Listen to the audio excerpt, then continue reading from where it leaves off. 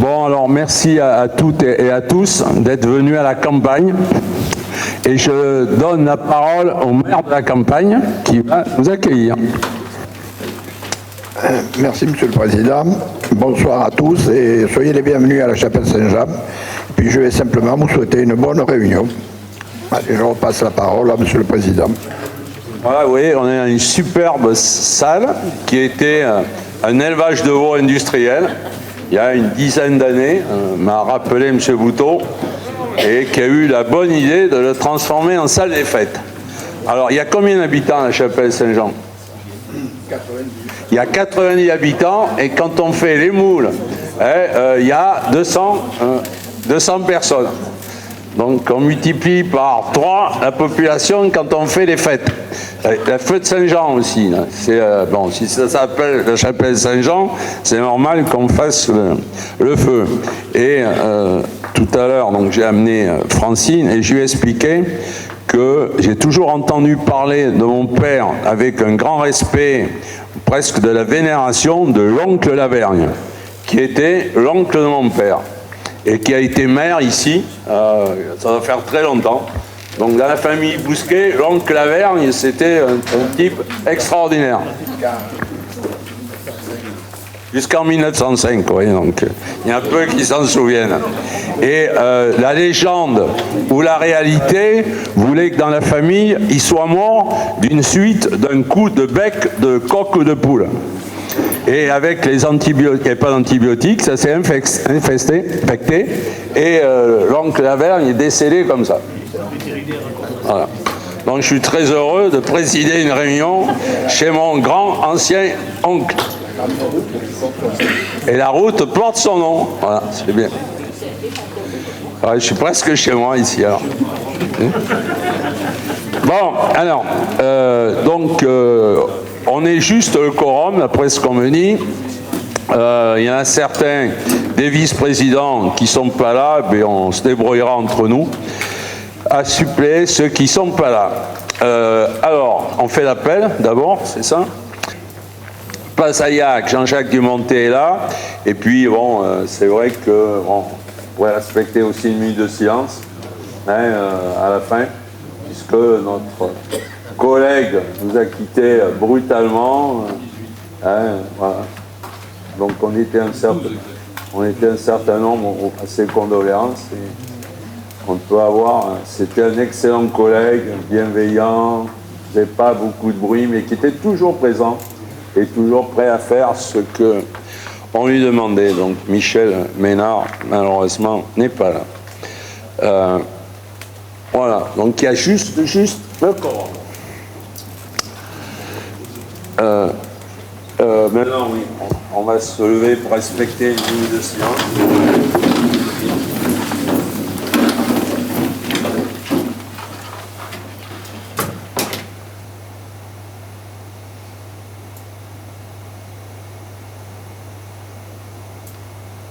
Voilà, je vous remercie.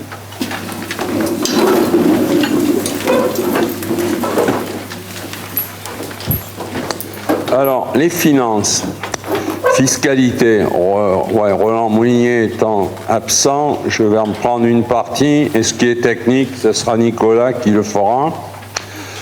Donc, le syndicat mixte Périgord numérique. Alors ça, c'est un dossier qu'on avait jusqu'à présent un peu repoussé. Si on vous le résume, enfin, vous avez lu toute la note de synthèse, on devait arrêter de financer les communautés de communes, le syndicat mixte de Périgord numérique cette année. Or, du fait de tout ce qui est marqué, que je peux vous lire, mais je ne sais pas si c'est indispensable, vous l'avez tous sous les yeux, il faut continuer à payer 12 ans de plus, 150 000 €, 12 ans de plus. Alors le chiffre exact, moi je dis 150.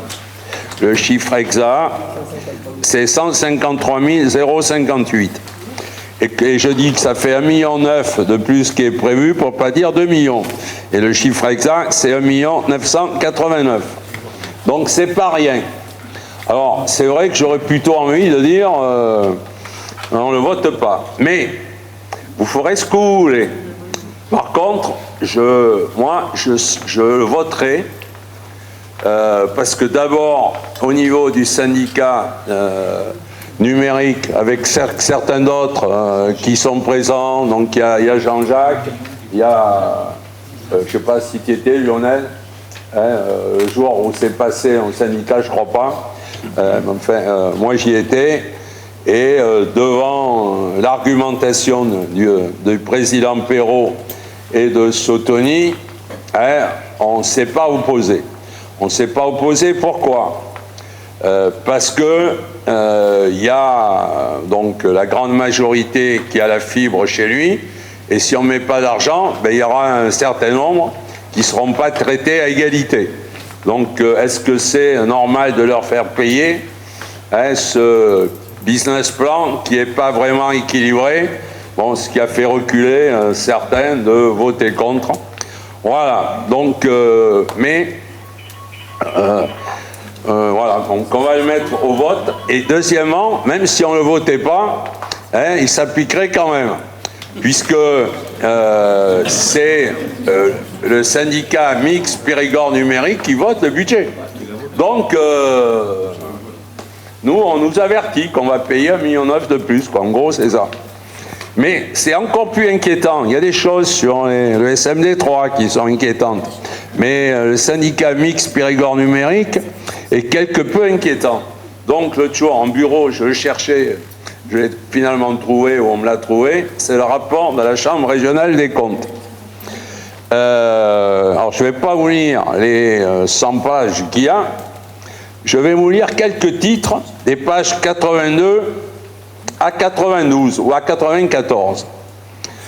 Le point 4.2 dit des dépenses d'investissement supérieures aux prévisions, essentiellement financées par des subventions de l'État.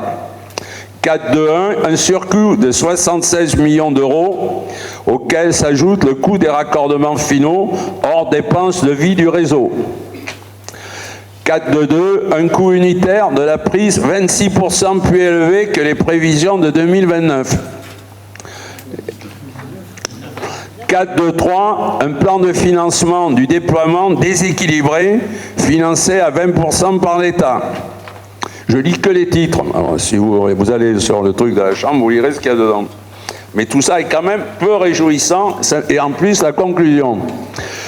4.2.3.2, des financements ayant fait défaut, compensés par des subventions complémentaires régionales et départementales. 4.2.4, un taux de rentabilité interne négatif jusqu'à la fin de la délégation. Donc c'est ça qui est inquiétant. Ça ne va pas s'améliorer. 4.3, un endettement important et en hausse. Et encore, on a emprunté 40 millions il y a quelques jours. Ouais. 4.4, une nette baisse du fonds de roulement net en 2023, traduisant des difficultés de financement des investissements. Et je peux vous lire, pour terminer, la conclusion intermédiaire. La Chambre constate que le modèle économique du réseau est en difficulté. Hormis un reflux en 2020 en raison de la Covid-19, les dépenses d'équipement ont cru chaque année avec une accélération en fin de période et à la nécessité de respecter l'échéance du déploiement intégral du réseau pour 2025. Par suite, le besoin de financement s'est accru, nécessitant la mobilisation de 105 millions d'emprunts en 2021, puis 39,8 millions en 2023. Puis on ajoute les 40. Le risque réside dans le plan de financement du déploiement et dans la fiabilité du plan d'affaires. Malgré un soutien exceptionnel de l'État, 105,3 millions, le plus important accordé au plan national, complété des contributions en hausse de la région, du département et des établissements publics de coopération intercommunale, le plan de financement reste déséquilibré à hauteur de 14 millions d'euros. Bon, je ne vais pas aller point, vous dire que même en mettant tout ça, ça ne sera pas terrible. Et il y a une phrase qui fait peur aussi.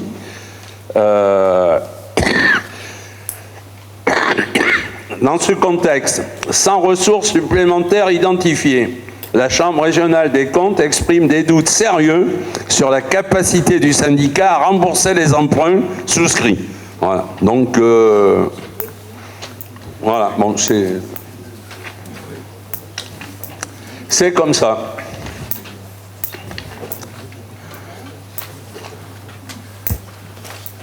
Alors, les gens à qui on s'adresse quand il y a des problèmes, parce que malgré ça, il y a des problèmes, sont dévoués et répondent bien à nos demandes. Mais bon, il y a bien quelques endroits où ça ne marche pas toujours. Bon, maintenant, on va le mettre au vote. Moi, j'ai dit que je le voterai, ce dossier, malgré ce que je vous ai dit. Mais ici, le vote est libre. Allez, qui est contre? Qui s'abstient?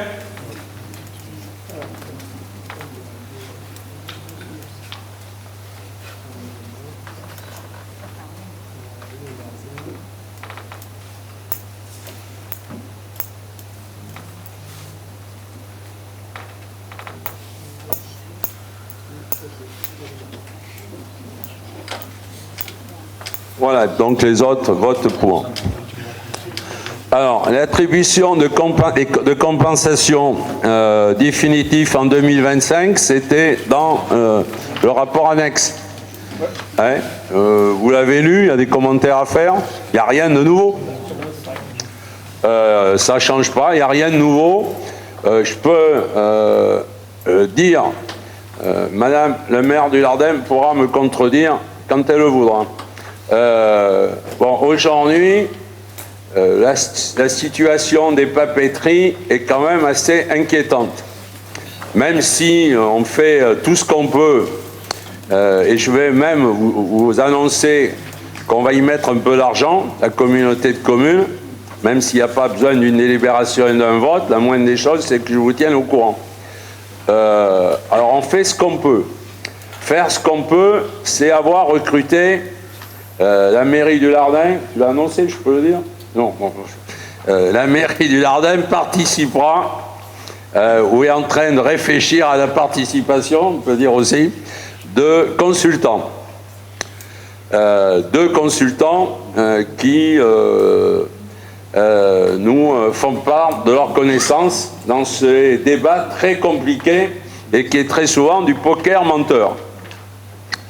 La communauté de communes y mettra sa part. J'ai proposé de mettre 40 000 € sur notre fonds économique qui est 300 000, prendre 40 000 pour financer, c'est pas un bureau d'études, c'est plus un bureau comptable qui est censé aller chercher des investisseurs potentiels. On sait, puisqu'il y a des réunions régulières de nos consultants et des syndicats à Bercy, que ce bureau d'études apparemment est très connu sur la place et qui connaît beaucoup de monde à Bercy et qui peut permettre peut-être d'amener des investisseurs qui pourraient servir, dans ce que vous avez entendu parler, la création d'une SCIC. C'est comme une SCOP, c'est-à-dire c'est une entreprise tenue par les salariés, mais dans la SCIC peut y rentrer les collectivités. Ils ont rencontré la région qui a dit qu'il soutiendrait la SCIC. La SCIC pour moi n'est pas la solution à moyen et à long terme. Mais aujourd'hui, puisque cette semaine, le 26, ce dossier va être présenté devant le tribunal de commerce de Bordeaux. Et s'il n'y avait pas de repreneur et pas de SCIC, ça peut être la liquidation. Et il faut tout faire pour essayer de repousser et laisser du temps pour trouver des investisseurs et des financeurs qui sont capables de mettre de l'argent dans cette société. Après étude des marchés, après différentes études. Et ça se fait dans un délai très court. On ne peut pas dire qu'il n'y a aucune chance. Il y a des touches. Mais j'aimerais croire que le groupe Lecta, soutenu par le gouvernement, ne nous mène pas en bateau et ne cherche pas à trouver un repreneur avec peu de salariés de telle manière qu'on gèle le dossier, qu'on ne dépollue pas le site et qu'on renvoie tout le monde à la maison en disant c'est la seule solution qu'on a trouvée. Parce que quand on recherche avec nos consultants des gens qui sont prêts à investir, on ne sent pas une volonté d'apporter des arguments pour les faire venir. On trouve plus qu'on cherche à les faire fuir qu'à les faire venir. Mais je n'irai pas plus loin parce qu'après, ce que je dis serait peut-être attaquable. Mais ce n'est que mon sentiment. Donc, on a encore cette semaine des réunions prévues pour essayer de bousculer les choses, et tout particulièrement l'homme fort, qui est le nouveau PDG de Condat, qui s'appelle Dominique Bernard, qui est quelqu'un qui en général ne vient pas pour rien. C'est lui qui a fait la liquidation de l'Olympique de Marseille, notamment. Voilà. Il nous dit bien qu'il fera tout pour trouver une solution, mais très honnêtement, je ne sens pas vraiment une volonté de trouver une solution. Mais bon, on espère que l'on se trompe. L'État est assez absent de ce débat, mais bon, s'ils veulent nous aider, bien entendu, on est prêt à travailler avec l'État. Mais l'État est très prudent sur ce dossier. Alors, tout ça pour vous dire qu'on ne sait pas où on va. Et je suis parti à partir des allocations de compensation.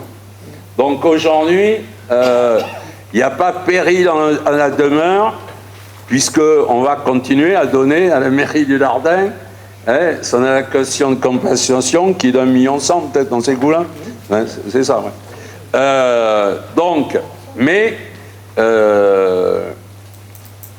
La CVAE, on doit la toucher, puisqu'elle est attribuée de façon forfaitaire. Elle sera remboursée par de la TVA, mais puisqu'elle n'existe plus, elle est remboursée par de la TVA, et on ne devrait pas baisser nos recettes. C'est d'accord, monsieur le directeur?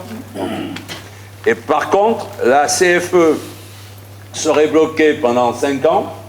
Donc pendant 5 ans, on ne perdrait rien, même si demain, on n'a plus de recettes. Donc on versera au Lardin la même somme. Si après, on ne touche plus, tu ne sais pas si tu seras maire, et je ne sais pas si on sera là, nous, mais peut-être qu'on renégociera éventuellement les allocations de compensation à ce moment-là. Mais pour l'instant, pendant 5 ans, on ne perdra rien. Donc il n'y a pas de raison de les toucher. Dégressif pendant 25%, ça fait 7 ans. Oui, après, ça sera dégressif au bout de 5 ans. 5 ans dégressif par 25%. Par 25%. Donc, au bout de 7 ans, il n'y aura plus rien. Au bout de 7 ans, il n'y aura plus rien. Mais pendant 5 ans, on doit toucher la même somme. Donc il faut tout faire pour trouver une solution avant 5 ans. Voilà. Bon, donc j'ai dérivé un peu sur les allocations de compensation. Voilà. Nicolas, tu as quelque chose de plus technique ou plus précis à dire? Non. Bon, vous avez la liste des allocations de compensation. C'est le même que l'année dernière, avec les 2 communes qui nous rapportent le plus et qui en rend le plus, c'est Terrasson et le Lardin. Voilà. Bon, qui est contre ces allocations de compensation? Qui s'abstient? Donc c'est bon. Décision modificative. Alors, je ne sais pas si c'est assainissement, c'est Lionel, c'est quoi? C'est toi? Ou c'est Lionel? Non. Bon, allez, ok. Alors on commence par le budget principal, donc c'est les décisions modificatives de fin d'année pour pouvoir clôturer les budgets. Donc sur le budget principal, c'est une petite décision modificative qui vient juste faire un virement de crédit au sein quasiment de la même opération, c'est purement comptable en fait. C'est prévoir des crédits sur l'article 21.311 et non pas 21.318 au sein de la même opération. Voilà, c'est juste pour avoir une qualité comptable par rapport à l'exécution budgétaire, par rapport aux prévisions. Donc pour cela, il vous est proposé d'augmenter les crédits à hauteur de 30 000 € sur l'article 21.311. Donc ça, c'est pour les travaux qui ont été faits au 3e étage du siège administratif, voilà, qui est un bâtiment administratif et non pas un autre bâtiment public. Et ensuite, du coup, c'est pour prévoir 1 000 € de crédit pour payer les frais d'insertion auprès du Sud-Ouest dans le cadre de l'accord cadre que nous avons passé pour les travaux sur les périls imminents, sur l'opération des périls bâtiments. Je continue du coup. Oui, oui. Sur le budget assainissement, donc On les vote. une après l'autre. Hein? Une après l'autre. Ouais, donc on vote d'abord sur. Allez. Vas-y, fais. Oui. Oui, bon. Allez, qui vote contre cette DM numéro 3 du budget assainissement et le budget principal. T'as passé que le budget principal pour l'instant. Alors, qui vote contre la DM numéro 4 du budget principal? Personne. Qui s'abstient? Je vous remercie. Alors maintenant, celle du budget annexe assainissement. Alors pour le budget assainissement, il paraît plus compliqué parce qu'il y a beaucoup plus de lignes, mais en fait elle concerne quatre sujets. La première, c'est la plus simple, c'est pour prévoir en section de fonctionnement des crédits pour pouvoir admettre en créance éteinte la prochaine délibération où il y a des personnes qui sont en difficulté, donc qui n'ont pas pu payer leur redevance d'assainissement, notamment des gens qui sont en situation de surendettement. Donc du coup c'est pour prévoir des crédits à hauteur de 700 € en complément des 3 500 € qui étaient déjà inscrits au budget. Et ensuite, donc, c'est plutôt pour la section d'investissement. Donc là, vous avez deux sujets. Le premier concerne l'opération de réhabilitation des réseaux sur la commune de Terrasson. Nous avions prévu de réaliser un emprunt classique auprès des banques, donc à l'article 1641, pour pouvoir financer l'opération. Il s'avère que l'agence de l'eau nous a versé un acompte de subvention à hauteur de 50%. Donc on a déjà reçu 2 millions d'euros de subventions sur les 3 et quelques millions qui sont prévus. Et en plus, nous avons reçu aussi un emprunt à taux zéro. En fait, l'agence de l'eau devait nous subventionner à hauteur de 70% de l'opération. En fait, l'année dernière, elle nous a annoncé qu'elle finançait à hauteur de 50% et les 20% restants, c'était un emprunt remboursable à taux zéro. Et donc, ces emprunts-là, on les a déjà touchés et on les encaisse non pas à l'article 1641, mais à l'article 1678. C'est pour ça que du coup, on fait des virements de crédit entre le 1641 et le 1678. Ce qui fait que sur l'opération, on sera excédentaire dans le sens où on a perçu beaucoup plus de recettes que de dépenses, puisque cette année, on n'a financé que la tranche numéro 1 à hauteur de 2 millions d'euros et on aura encaissé quasiment 3 millions d'euros. Donc on va avoir une bonne situation en termes de trésorerie et budgétaire sur ce budget annexe cette année, mais ça signifie que c'est une avance dans le sens où on va financer les opérations tranche 2 et tranche 3 qui auront lieu l'année prochaine et en 2027. Voilà. Donc on va annoncer un bel excédent cette année sur le budget assainissement, mais qui sera vite réduit comme beau de chagrin, comme on dit, sur fin 2027. Donc ce sont ces changements donc, du coup d'articles au niveau des emprunts.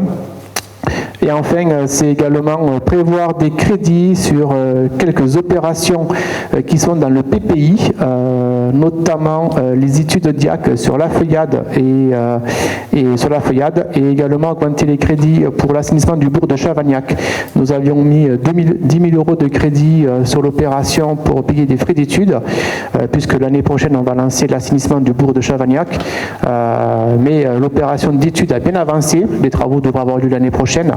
Et on prévoit 10 000 € de plus pour pouvoir avoir des restes réalisés pour financer les études en tout début d'année avant le vote du budget. Et donc cette DM s'équilibre à hauteur de 5 500 € en section de fonctionnement et 283 000 € en section d'investissement. Voilà. Très bien. Donc en ce moment, on a beaucoup de trésorerie, mais ça ne veut pas dire qu'on est riche pour autant. Allez, qui est contre ? Qui s'abstient? Merci. Donc la première tranche de Terrasson va se terminer d'ici un ou 2 mois, Nathalie. Il n'y a plus que les branchements des particuliers à faire, c'est ça? Ça se fera début d'année prochaine. Début d'année, ouais. Donc ça va se terminer. Il n'y a pas eu de problème majeur. On est dans le timing et dans le financement. Il n'y a pas de problème. Et on commence, il y a eu la réunion l'autre soir avec les habitants de Terrasson, la deuxième tranche qui va commencer l'année prochaine. Alors après, ça je dois être capable de le faire. Admission en non-valeur, ça ne doit pas être trop compliqué. Bon, sur le budget principal, c'est pas grand-chose. Alors je ne sais même pas si c'est du transport scolaire. 672,70 € que la trésorerie n'a pas pu récupérer. Et que, bon, quand on peut plus, on peut plus. Alors, il faut le mettre en non-valeur. Qui c'est qui s'abstient, qui c'est qui est contre.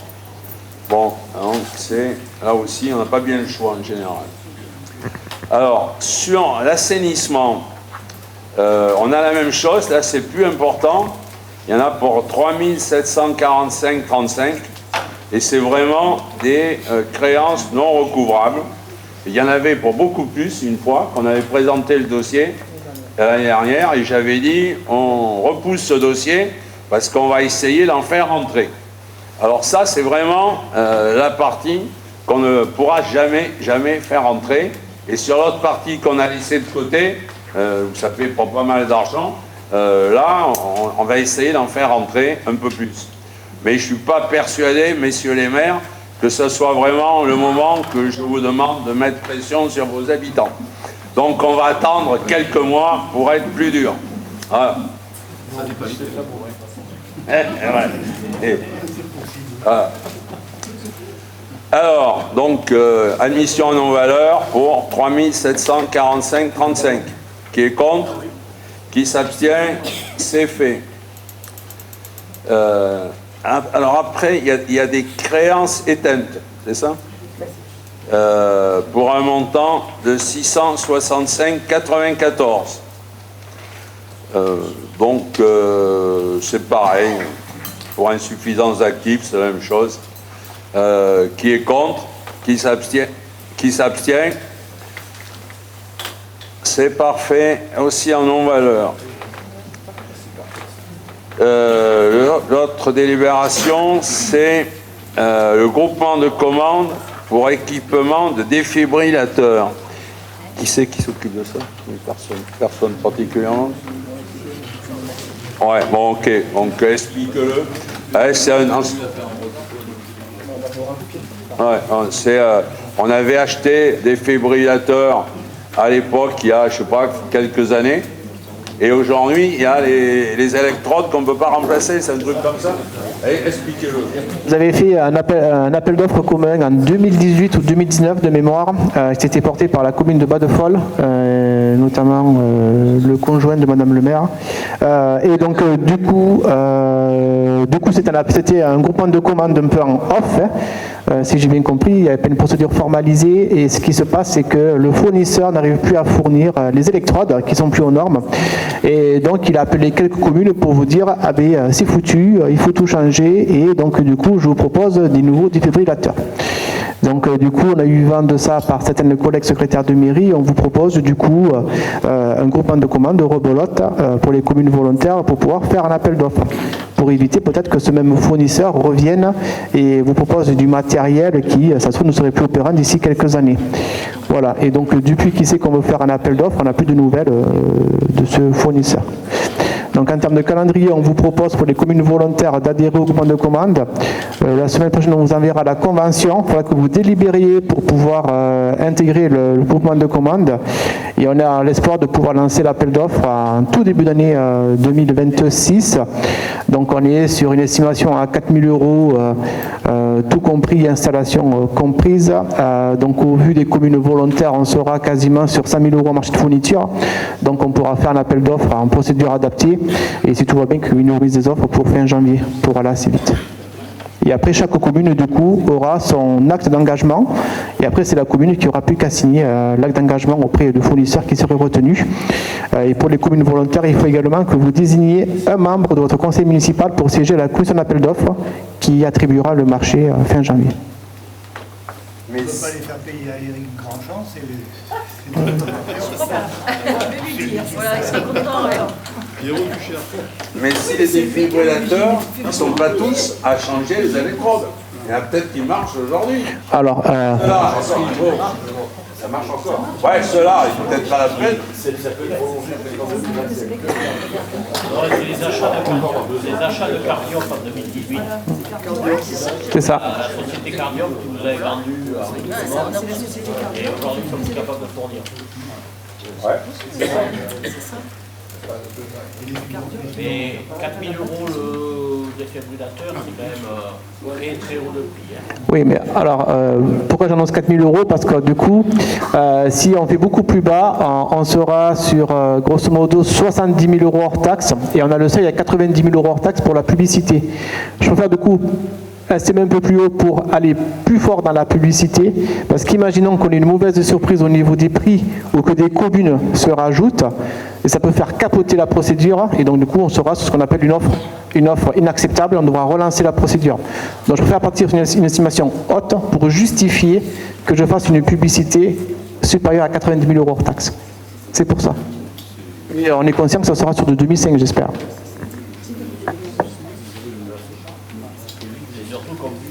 Avoir une maintenance sur ces appareils réels. Alors sur l'appel d'offres, il est prévu du coup l'acquisition, l'installation et un contrat de maintenance compris. Alors, s'il y a des communes volontaires qui veulent se rajouter, mais, grosso modo, jusqu'à fin décembre, vous pouvez vous rajouter. Donc n'hésitez pas.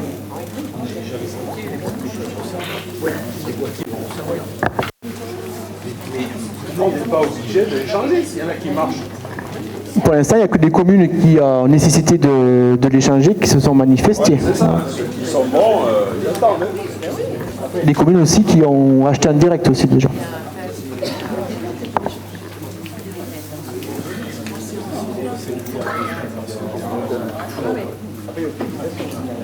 Il n'y a pas d'obligation, hein, c'est ceux qui...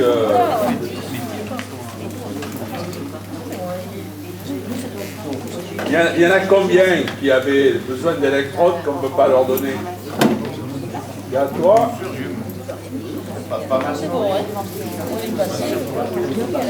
Ça peut arriver dans 6 mois. Dans 2 ans.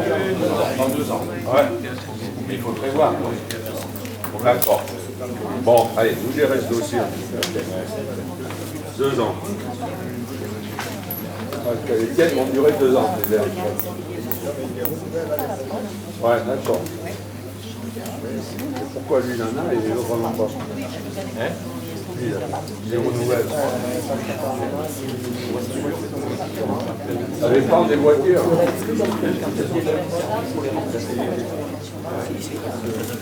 Donc alors on m'explique qu'il y a des boîtiers différents et qu'il y a des électrodes qu'ils ont et d'autres qu'ils n'ont pas. Donc c'est encore... Oui, les électrodes en France, ça fait 2 ans qu'ils ont pour les boîtiers de 2010. Ah ouais. Bon, vous débrouillez avec Nicolas.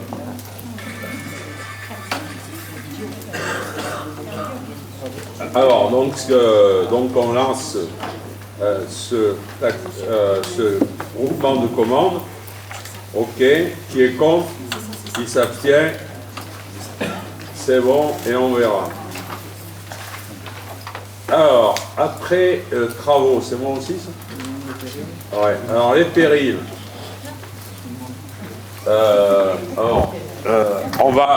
Les périls, on a 16 périls.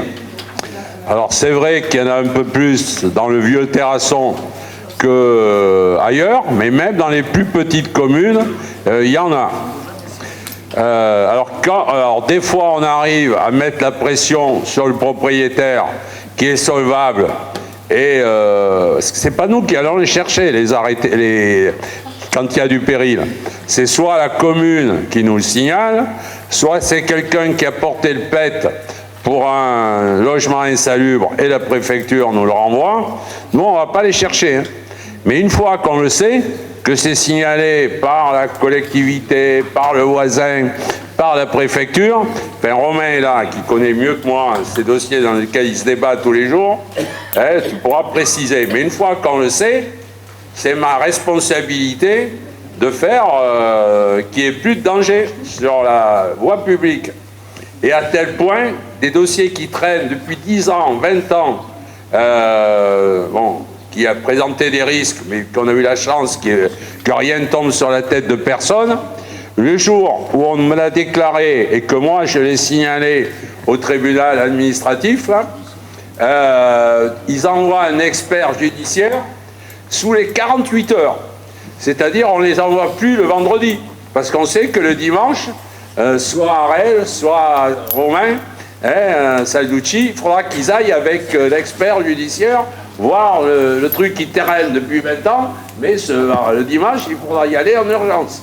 Donc on n'envoie ça que le lundi pour être sûr que ça sera dans la semaine. Mais vous voyez la folie de tout ça, quoi.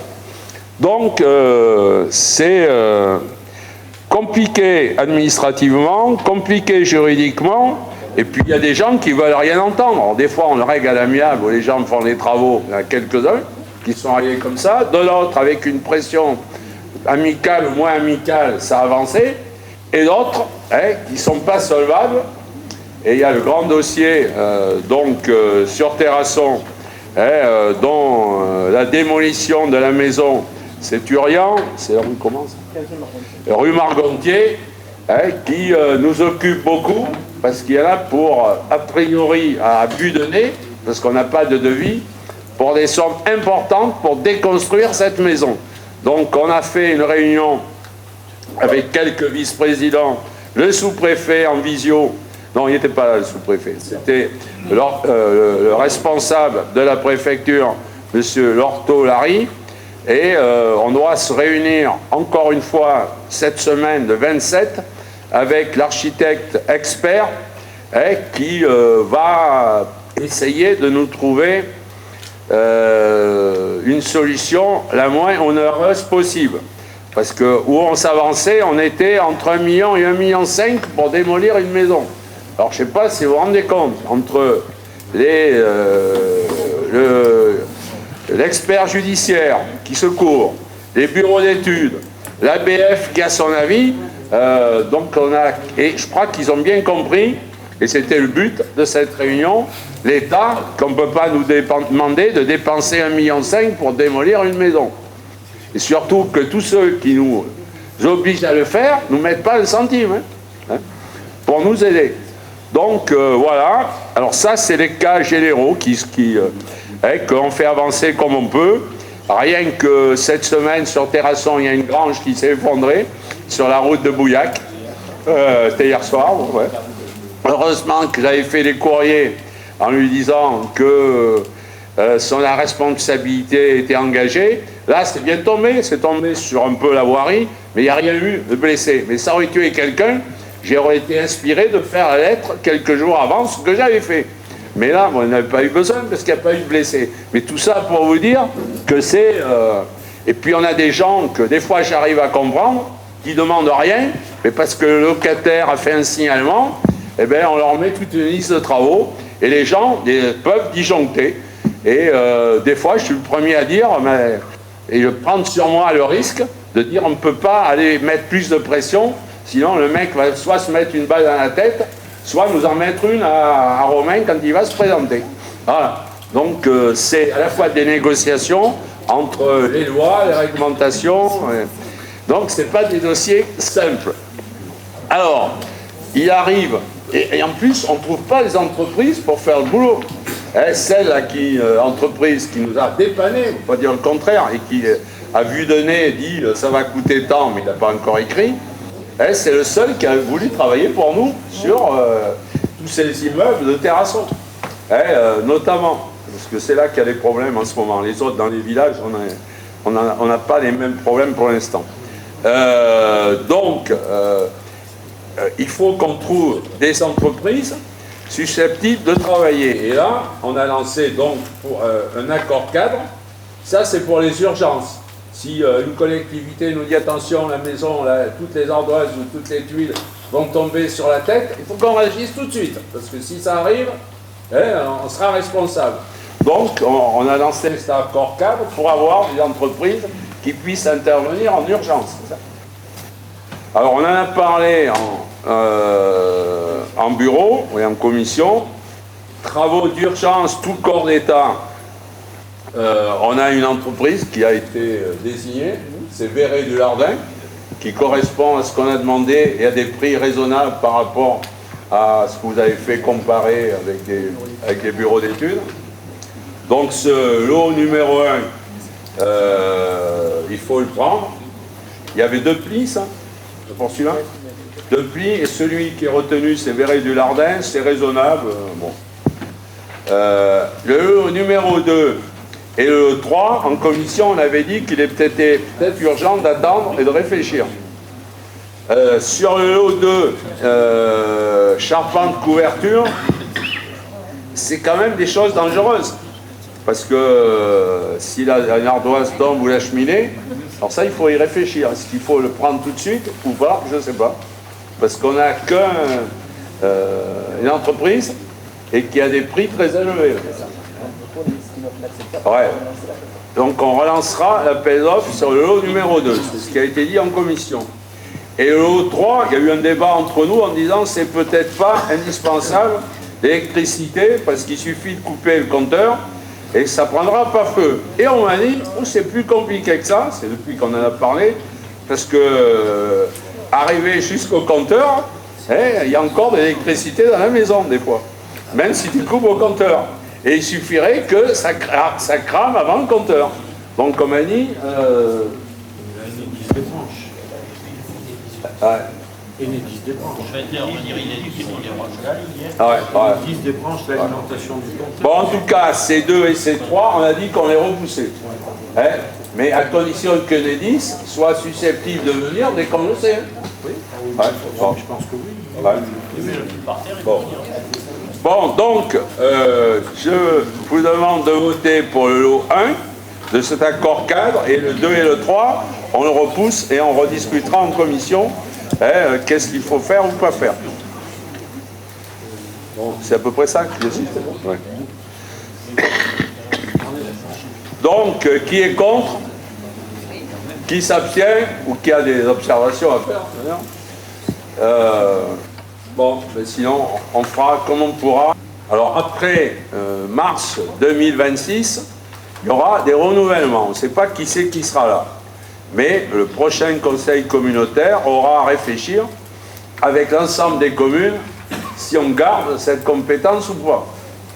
Moi, je pense que ce n'est pas raisonnable de la garder aujourd'hui avec les risques financiers, juridiques, administratifs que prend la Comcom.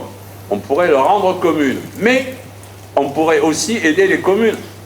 Avec l'ingénierie, il y a une partie qu'on pourrait faire d'aide aux communes. Donc il faudra qu'on en rediscute pour savoir si on en garde une partie de ce service. Garder la totalité, c'est pas raisonnable. Demain, la communauté de communes sera ruinée si on continue comme ça. Ouais. Mais on y réfléchira à partir de mars. Mais jusqu'en mars, on a les dossiers. Et les dossiers qu'on a commencés, même si on n'a plus la compétence, il faudra les continuer. Je crois qu'on est parti. Hein. Donc, c'est pas très drôle. Voilà pour les arrêtés de péril. Après, qu'est-ce qu'on a? Ah ouais, attribution du marché pour l'aménagement de la zone d'activité de Bellevue sur la commune de Thonon. Alors là aussi, je râle tout le temps, mais c'est comme ça. J'avais jamais vu de fouilles archéologiques sur Thonon. Et puis, la DRAC a décidé que chaque fois qu'on achète un bout de terrain et qu'il est un peu grand, on nous met des fouilles. Donc sur cet endroit-là, il y a eu des fouilles qui ont été prescrites. C'était en 2023. En 2023. Et on arrive juste au bout maintenant. Et ils ont trouvé un petit vase, un bout de vase, un fragment de vase, et ils nous ont bloqué un demi-hectare sur les 3 hectares. Donc comme ça a mis plus de 2 ans, déjà les 3/4 des gens qui devaient s'installer sont partis, et ça augmente le prix de vente du terrain. Puisque si on vend plus que 3,5 hectares entre le prix d'achat et la mobilisation, ça coûte plus cher que si on vendait 4 hectares.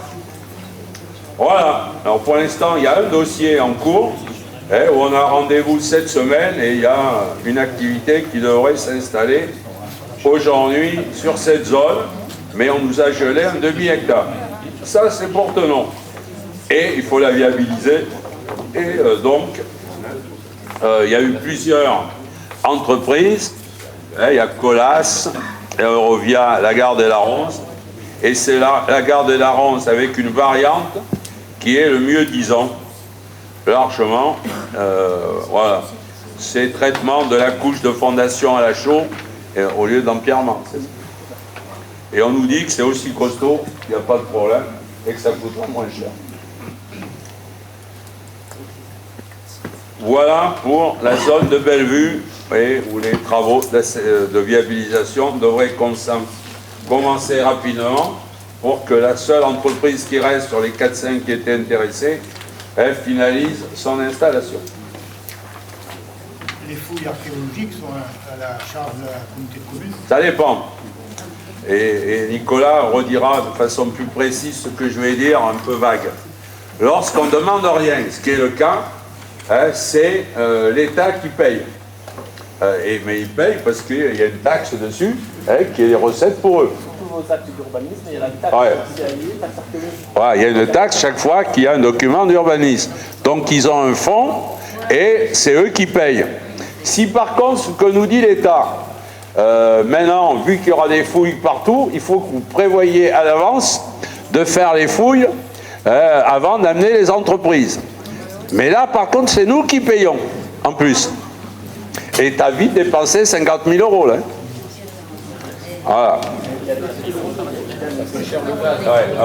Et vous avez deux types de fouilles. Il y avait ce qu'on appelle le diagnostic archéologique, ce qu'on a fait à Tenon et ce qu'on est en train de faire cette semaine à Terrasson.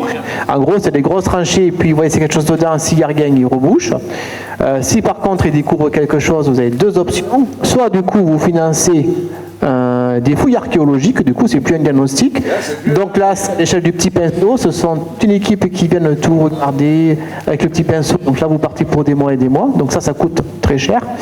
Ou soit du coup vous refermez tout, comme ce qui est proposé ici à Tenon, on rebouche tout, on touche à rien, c'est gelé. Voilà. Ce qu'on a préféré à Tenon, de geler demi-hectare, que de se lancer dans des vraies fouilles après les fouilles préventives. Alors on a Terrasson, une partie de Terrasson où les fouilles sont en train de se faire, mais bon, moi je suis très embêté, ça je peux le dire publiquement, je suis très embêté. On avait promis d'acheter un terrain à M. Mailloudon à Terrasson. Il y a quand même 4 hectares. Combien ? Il y a 4 hectares à 20 euros, ça fait quand même 800 000 euros. Et on lui avait promis, parce que il avait d'autres investisseurs dessus, et on préférait le garder en zone d'activité, donc on lui avait dit, vous inquiétez pas, on paiera comme les autres. Mais mettre 800 000 euros aujourd'hui, si jamais la DRAC, on n'en sait rien, décide de faire des fouilles, et si par des fois il trouvait quelque chose, c'est un peu compliqué. Mais tout le projet sera soumis à fouille. Ben ouais. Donc après, il faut aussi faire une promesse d'achat sous condition de fouille, c'est-à-dire faire passer le diagnostic avant et valider oui ou non l'achat. Mais c'est ce qu'on fera systématiquement maintenant. Mais dans le cas Mailloudon, c'était un cas un peu particulier, puisqu'on lui a bloqué une opération.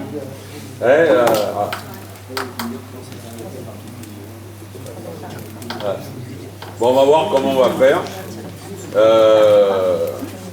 L'entreprise de transport Patrick Logistique est en train de construire son bâtiment dans la zone des Fories, mais il faut absolument qu'il puisse en sortir. Le parking et la sortie est sur la partie qui va être fouillée. Voilà. Non, mais on se bat toute la journée pour installer les entreprises, et face à ça, après, tu peux revoir les projets aussi différemment, c'est-à-dire que si tu ne fais pas de creusement de ton terrain, tu n'es pas obligé de faire tes fouilles. Le creusement. C'est-à-dire que si les déchets archéologiques sont dans la tranche de 60-80 cm et que ton projet ne touche jamais cette tranche-là, c'est-à-dire que tu fais du rehaussement uniquement, tu peux passer par-dessus. Et ils n'avaient pas voulu ça. Voire des projets qui restent surfaciques. Attenant, ils n'ont pas voulu. C'était en première couche qui avait un risque. Après, en première couche, mais c'est quoi en première couche? Parce que si c'est dans les zones agricoles, c'est juste des vases qui ont 50 ans, quoi. À Tenon, ils ont trouvé à 55 cm de mémoire des choses proto-historiques avec un rite funéraire moins 600 avant Jésus-Christ. Site funéraire de moins 600 avant Jésus-Christ. À partir d'une tache noire qu'on pourrait assimiler à un barbecue qui est resté. Oui, c'est des vases, c'est des zones de vases. Je viens d'en faire 4 hectares comme ça. Ah ouais. J'avais trouvé 600. Ah ouais. Et on nous dit qu'en Dordogne, chaque fois qu'on fouille, on trouve un vestige intéressant par hectare. Alors, c'est la moyenne. Bon, avec ça, ça bloque tout. Les fouilles, c'est 250 000 € l'hectare. Ah ouais. Ça pique vite. Ah ouais. C'est pour ça qu'il vaut mieux tout arrêter. Mais si vous avez acheté déjà, c'est pas une très bonne affaire d'avoir acheté le terrain pour le bloquer quand même. Alors maintenant c'est Lionel, j'arrête. Je vais faire sans micro parce qu'il est je vais essayer de faire sans micro. Mais tout le monde, personne n'a voté contre la viabilisation de Bellevue. Bon, qui est contre? Qui s'abstient? Très bien. Bon, juste une petite précision concernant une délibération. C'est une modification d'une délibération qu'on avait prise en 2018 concernant le contrôle de la partie privée du branchement d'assainissement collectif. Alors, le Code de la santé publique nous oblige effectivement à contrôler les parties privatives des branchements, essentiellement pour savoir si effectivement les réseaux d'eau usée et les réseaux d'eau pluviale sont bien séparés, puisqu'on est sur des réseaux séparatifs. D'accord? Alors, il peut s'agir de contrôle de qualité d'exécution, c'est-à-dire des gens qui réalisent un branchement, et donc on nous demande d'aller vérifier si ça a été fait, je dirais, correctement. Dans le cadre d'une réhabilitation des branchements, on peut être amené aussi à faire ce type de contrôle. Cependant, dans notre règlement, il n'était pas très clair et du coup, ça posait quelques problèmes au niveau notamment des mutations, puisque les notaires ont fait remonter au service que notre règlement n'était pas suffisamment clair pour pouvoir faire des contrôles systématiques au moment des mutations. Je ne sais pas si c'est arrivé dans vos communes, mais normalement, quand une maison se vend, si elle est raccordée au réseau collectif, on doit avoir un contrôle de conformité du branchement, c'est-à-dire que l'acquéreur doit savoir si le branchement est conforme ou pas, ou s'il y a des travaux à réaliser. Donc ça, c'est quelque chose qui est obligatoire, mais notre règlement n'était pas assez précis dans ce sens-là.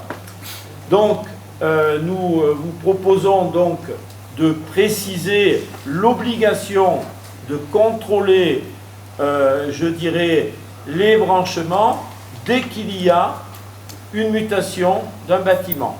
D'accord? Pour ce faire, et contrairement à ce qui est écrit, nous proposons que cette prestation soit facturée à hauteur de 163 € TTC. Pourquoi 163 € TTC? Parce que dans le contrat de DSP, pour les communes qui sont en délégation de service public, la prestation est assurée par Veolia et pas par les agents de la communauté de communes, et il en coûte 163 € aux demandeurs. Donc, il paraît cohérent que sur l'ensemble du territoire où nous avons le même tarif d'assainissement, tout le monde paye le même prix pour la même prestation, que ce soit réalisé par les agents Veolia ou que ce soit réalisé par les agents de la communauté de communes pour les communes qui sont en régie. Voilà. Donc je pense que c'est totalement équitable et ça ne représente pas une somme importante lorsqu'il y a une mutation d'habitation. Voilà. Donc voilà ce que nous proposons. Effectivement, ce contrôle soit obligatoire et qu'il soit facturé 163 € TTC je dirais, aux demandeurs, c'est-à-dire bien souvent le propriétaire qui vend sa maison. Voilà. Est-ce qu'il y a des questions? Sur le texte, on parle de 100 € hors taxe. Oui, ça fait 120 TTC. Voilà, mais c'est pour ça que le texte, j'ai vu ce soir que c'était pas cohérent par rapport aux communes qui étaient en DSP.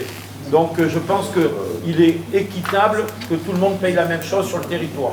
Voilà, comme le tarif d'assainissement. Hein, voilà. TTC. 163 € TTC. Voilà. Est-ce qu'il y a des abstentions? Des votes contre? Bon, mais je vous remercie. Voilà.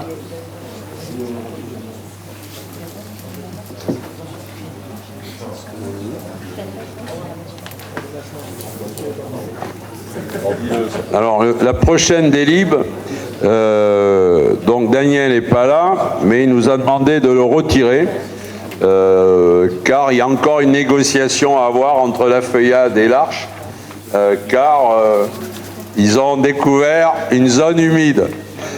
Alors, non, mais je vous dis, on fait tout pour qu'on règle les dossiers, nous. Voilà, donc il faut qu'ils réfléchissent à déplacer leur projet en fonction de la zone humide. Donc, on le déplace. C'est comme ça, Bertrand. Ouais. On le retire.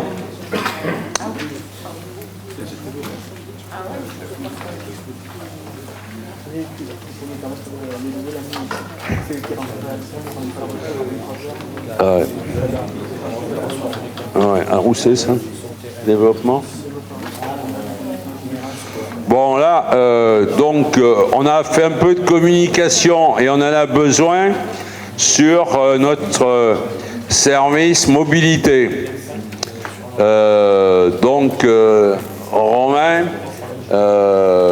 d'ailleurs, c'est pour améliorer les possibilités de location des voitures en autopartage qu'on fait un changement pour que les gens puissent les garder chez eux et ne soient pas obligés de le ramener dans la nuit, quoi. C'est ça. Dis deux mots là-dessus, parce que ce qui marche bien, c'est la location de vélo. Le covoiturage solidaire, il faut qu'on l'améliore. Ce qui marche le mieux, c'est Sarlat, mais c'est pas non plus exceptionnel. Hein. Sarlat, ils en ont 3 par jour, je crois, hein, c'est ça? Oui, en moyenne, c'est ça. Ouais. Compliqué. Pour nous, aujourd'hui, le service, de toute manière, a été lancé au 1er octobre. Le vélo, la location des vélos à assistance électrique, c'est ce qui fonctionne le plus. On a déjà 4 réservations, mais sur des longues périodes, il y a 3 semaines. On rappelle que c'est une flotte de 10 vélos, flotte qui est disponible à Terrasson. En fonction des demandes, nous pourrions éventuellement rapprocher des vélos, enfin, je veux dire déployer des vélos sur le territoire. Le tout, c'est d'avoir les demandes. N'hésitez pas à relayer l'information. Et concernant l'autopartage, le véhicule est disponible à Terrasson et l'autre à Tenon. Aujourd'hui, il nous a été remonté la problématique suivante. Le véhicule ne pouvant pas être conservé au domicile du locataire, cela représente un frein.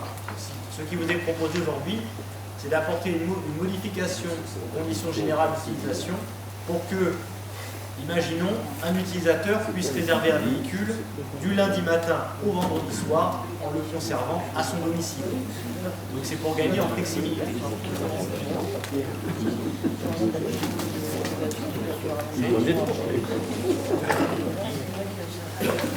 Redemande ce que tu as déjà dit en le synthétisant, que les maires en fassent la publicité.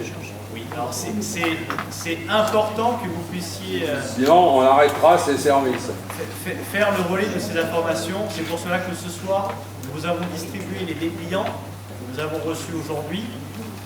Ces dépliants présentent les 3 services: la location de vélo assistance électrique, l'autopartage et le covoiturage porté par la communauté de communes. Il y a un numéro unique, un 06, qui est joignable tous les jours de la semaine. Et en fonction des besoins, la communauté de communes et son service mobilité est en capacité d'accompagner les potentiels utilisateurs. Et en parallèle, Il y a aussi des plateformes qui sont financées. Pour l'autopartage, je le rappelle, c'est un fonctionnement autonome. Il y a une plateforme téléphonique qui fonctionne 24 heures sur 24, 7 jours sur 7. Et pour le covoiturage, c'est pareil, il y a aussi une plateforme qui fonctionne 24 heures sur 24. Et en tout cas, on a besoin des communes pour... On a besoin de communication et de revendre ce service, sinon les voitures et les vélos, on va les récupérer. On rappelle, c'est 2 € par jour les vélos, et les voitures, c'est 3 € de l'heure.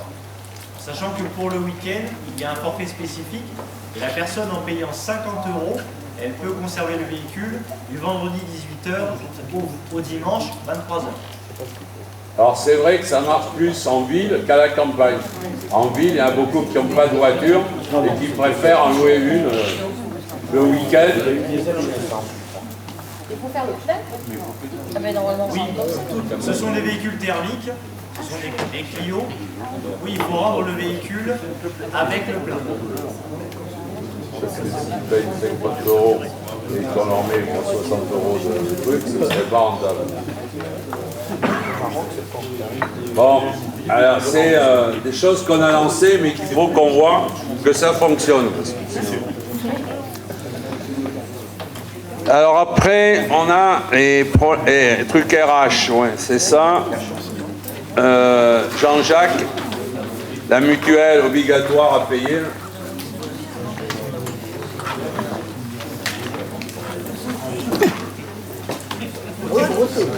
Ah oui, alors est-ce que vous êtes pour élargir la plage de location des voitures en autopartage?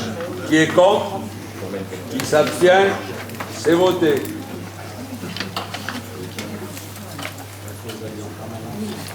Bon, je vais faire plus court.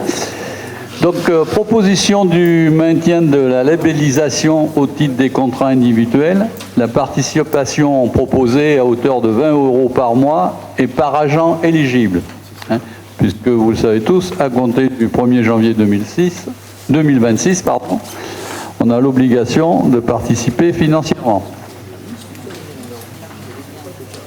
Alors, il paraît que les communes qui l'ont déjà adopté, parce que normalement c'est 15 €. Non, Minimum. Et des communes auraient adopté, auraient délibéré à 20 € et elles ont été retoquées. Oui, par le CSP.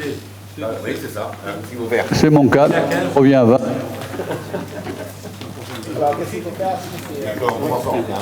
Alors vous avez sollicité l'avis du CST, comme on a communauté de communes, on n'a pas encore eu l'avis.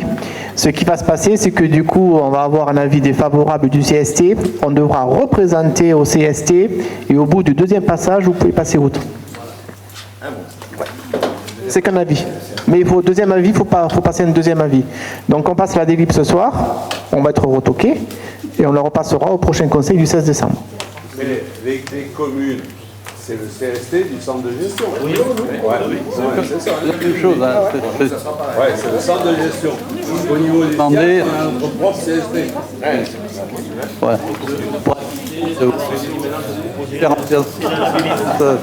Des salaires. Oui. Voilà. Oui.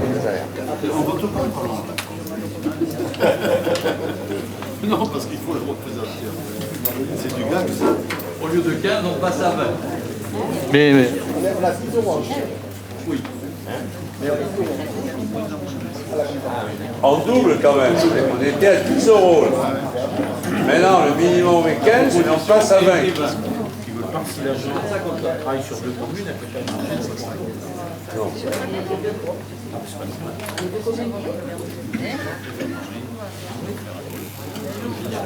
Pour un agent intercommunal, qu'on appelle intercommune, il va falloir qu'il y ait une commune principale qui paye, et qu'après il y aura un remboursement minimum pour une commune vers l'autre. Ouais, c'est ça.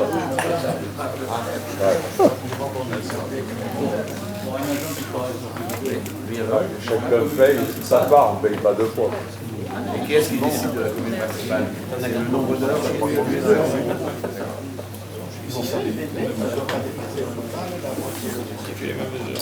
Ici, les mêmes heures. Mais oui, non, mais c'est. Ouais, c'est. On le tire à la campagne. Et voilà, il nous passe. De toute façon, le montant est le même. A priori. Si c'est les mêmes. Non, mais s'il a une commune Ouais. de 15. Ah oui.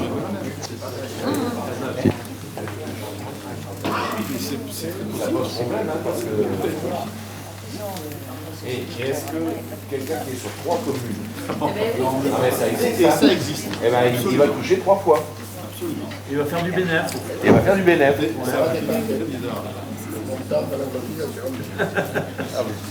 Comme sûr que tu as dépassé le montant quand même.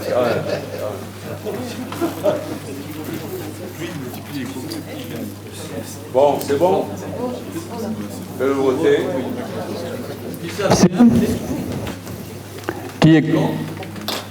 Merci. Donc, je pense qu'on y reviendra.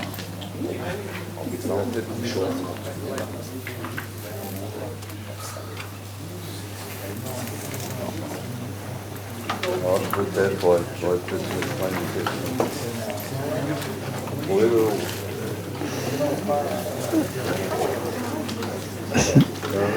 Alors concernant l'assurance statutaire dans la protection des agents ACL, sur les risques d'essai, longue maladie, maladie longue durée et accident de travail.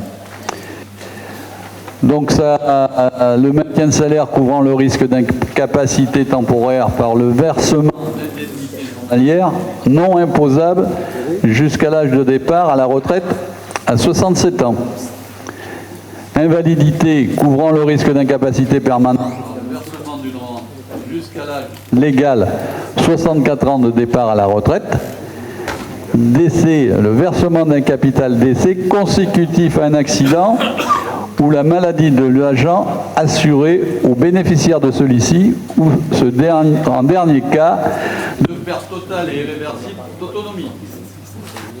Le taux en 2025 était de 3,54%. En 2026, il passe à 3,43%. Donc il y a une légère baisse. C'est rare.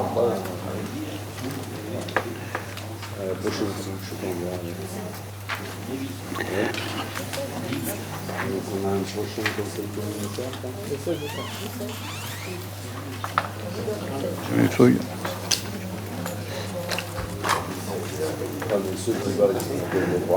Donc, non, pas encore. Des questions? De toute façon, c'est ce qu'on a dans nos communes. Hein. Qui s'abstient? Qui est contre? Bon, merci.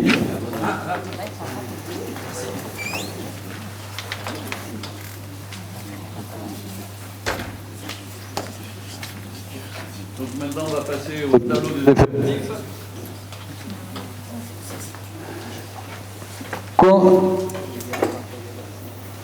Oui.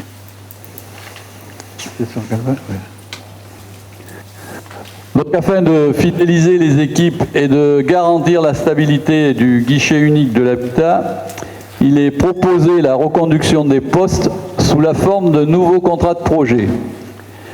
Les anciens postes arrivant à échéance seront ainsi fermés. Un poste à temps complet, contrat de projet de 5 ans, conseiller ou conseillère technique au guichet unique de l'habitat. Un poste à temps complet, contrat de projet de 5 ans, conseiller ou conseillère France Rénov et technique. Et un poste à temps complet, contrat de projet de 5 ans, conseiller ou conseillère France Rénov.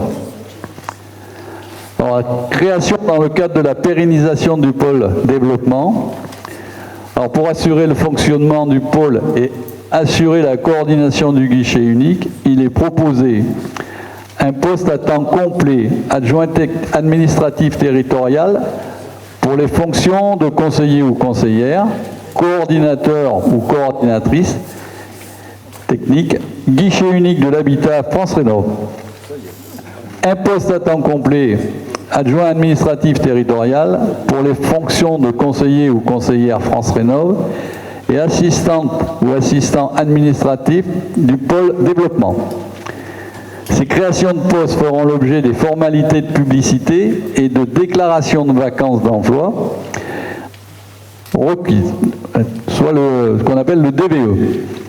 Elles se substituent au contrat de projet et au poste précédemment créé dont la durée arrive à échéance. Autre proposition, dans le cadre d'un départ à la retraite prévu en mars 2026 au sein des services techniques, il est proposé la création d'un poste d'adjoint technique territorial à temps complet à compter du 1er mars 2026.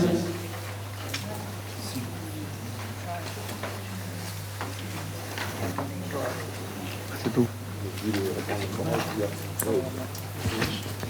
Alors en fait, on parle de création de postes, mais ce n'est pas pour recruter 5 nouveaux agents. C'est en fait pour pouvoir reconduire les agents qui sont déjà en poste. Vous avez créé depuis les 3 dernières années pour constituer le guichet de l'habitat ce qu'on appelle des contrats projets, pour mettre en contrat non pas de fonctionnaires titulaires, mais des agents qui sont sur le projet du guichet unique de l'habitat. Les premiers, ils ont eu un contrat projet de 3 ans depuis 2023, qui arrive à échéance début 2026. Les derniers, on les a recrutés l'année dernière pour une durée de 1 an contrat projet. Donc tous arrivent quasiment à échéance au même moment. Du coup, il est proposé, dans le cadre de l'égal accès à l'emploi public, de pouvoir republier ces postes pour permettre aux agents en poste de pouvoir, en théorie, recandidater et se positionner sur les postes qu'on va ouvrir.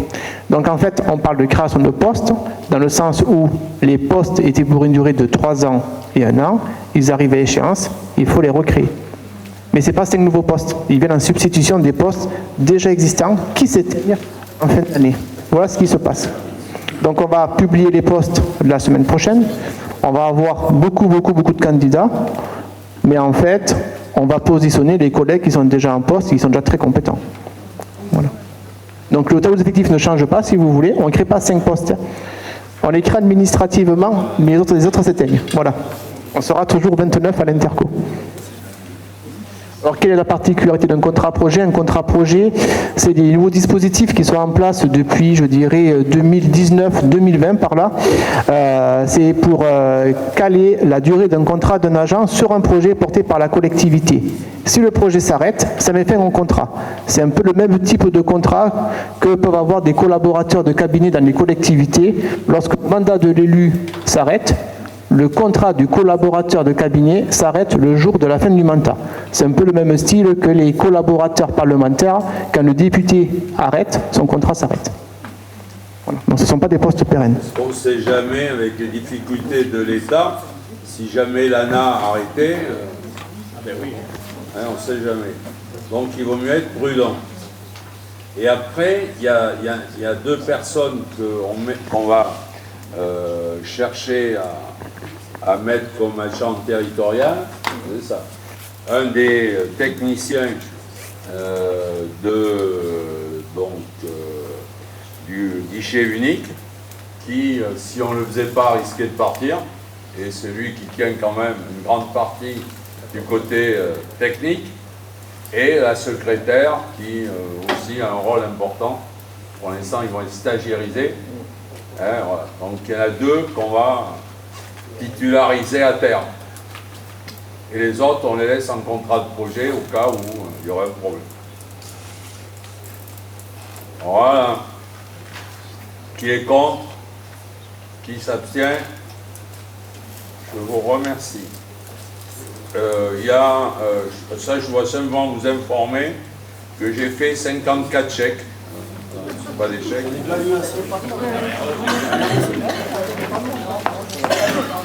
Rien pour des sous, M. Romain, là. Les 54 décisions, c'est toutes les aides de la politique habitat. Il y en a pour combien? Là, cette année, on a engagé 160 000 € de subvention communauté de communes. Là, il y a un petit peu moins de 160 000. Et simplement pour le rappeler, depuis 2022, mais la communauté de communes a engagé 537 000 € de subvention directe pour ces projets de rénovation énergétique, adaptation du logement, etc. Et surtout, ça a déclenché combien de travaux? Plus important, 8,5 millions de travaux générés par rapport à tous ces dossiers. Et sur ces 8,5 millions, il y a 4 millions d'euros de travaux directement pour les entreprises du territoire de la communauté de communes. Et au-delà de nos 500 000 qu'on a accompagné l'ANA, c'est 1,6 million qu'a mis l'État?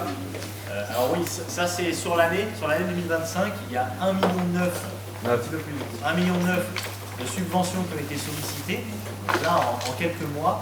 Et à l'échelle du programme depuis 2022, on frôle la barre des 6 millions d'euros de subventions sollicitées. Donc là, c'est tous les financeurs, l'ANA, le département de la Dordogne, la communauté de communes, les communes aussi, Terrasson, Tenon en particulier, et également d'autres financeurs. Alors les temps de monter les dossiers jusqu'à ce qu'ils soient payés, ça s'améliore. Mais il y a encore quelques cas, parce que suite à la réunion qu'on avait fait sur Facebook, il y a quelqu'un qui avait raison, qui avait déposé son dossier il y a un certain temps et qui a été transmis à l'ANA à Paris au mois de mai et qui n'a toujours pas de réponse. Alors, les décisions qui ont été prises par le Conseil communautaire ont permis de renforcer l'effectif, encore une fois ce soir. Ça a permis de réduire considérablement les délais. Aujourd'hui, le service est en capacité de gérer le flux constant.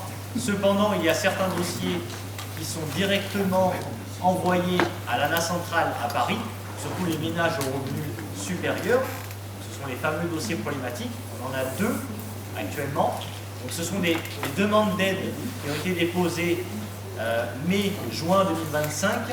Et l'ANA centrale, comme vous le savez, dépend des décisions qui sont prises par l'échelon national. De fait, il tarde un petit peu à justement attribuer les aides. Et ces 2 personnes se retrouvent dans ces délais un peu rallongés, et ni la délégation départementale, ni même notre service de l'habitat n'avons la main là-dessus. Et c'est parce qu'eux, c'est monté directement à l'ANA centrale, parce qu'ils avaient des critères de revenus importants. Voilà. Les ménages aux revenus très modestes, les dossiers sont directement envoyés à Périgueux, c'est le département, le délégataire qui gère. Pour les revenus supérieurs, c'est l'ANA centrale à Paris. Bon. Alors je crois qu'on a presque fini. 2-3 informations. Il y aura une soirée d'information, comme ça a déjà été fait, je crois que c'était à Coupe-Jour, sur le radon. C'est le 9 décembre 2025 à 18h30 au Lardin. Ah non, c'est chez nous. C'est à la communauté de communes. Et c'est fait pour toutes les communes? Non, c'est fait pour les communes. Allez, dis-le. C'est fait pour les communes du secteur est de l'Interco, donc à Bas-de-Foldance, il y a Théo, Villac, Coupe-Jour, Sainte-Trie, Terrasson, Le Lardin, La Feuillade, Pazaillac, les Coteaux Périgourdin et la Dornac. Et la Cassagne, ouais. C'est le 9 décembre, donc c'est le même format de réunion que l'année dernière qu'on avait fait à Coupe-Jour. C'est la faculté qui est offerte par les services de l'État d'avoir un boîtier dans votre domicile pour mesurer le radon au sein de votre domicile. Hautefort? Hautefort est dedans aussi, oui. Ouais. Et donc les administrés peuvent donc assister à la réunion, récupérer des boîtiers, l'installer à leur domicile, et après du coup ça mesure le radon à l'intérieur. Madame le maire, du coup on a profité l'année dernière, donc on pourra vous en parler. Et ils ont reçu donc les diagnostics il y a très peu de temps, et il s'avère que du coup tout le territoire n'est pas impacté au-delà des normes requises.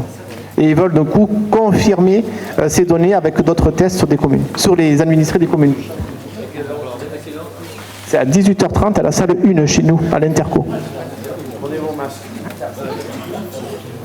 Après, les années vont vite, on va arriver dans les vœux.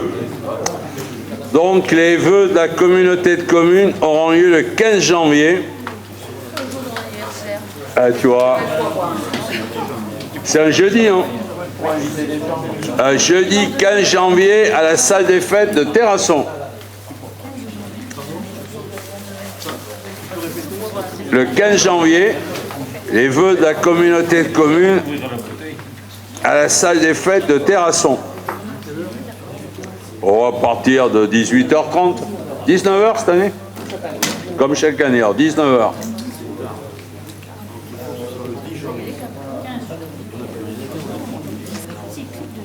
Bon, y a-t-il des choses à dire ou simplement à boire un pot? Sainte-Lalie. Et on réfléchit. Ouais.